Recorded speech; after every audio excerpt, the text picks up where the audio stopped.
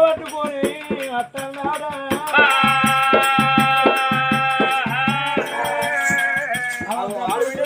కనపవుతాను నడుగు పెడతాను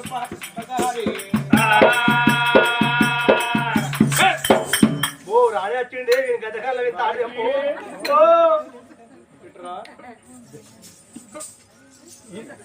ఏం చేస్తాను చూస్తాను అయ్యో చూస్తే భయ్యం ఎందుకు మొగని కాదా మొగని అదే భయ్యం అవుతాను చూస్తాను అయ్యో రోజు చూస్తాను అయ్యాలి ఎర్రబడ్డాయి నీ భాష కనుకుంటు దెబ్బ తాకది నీకు కాయ కాసింది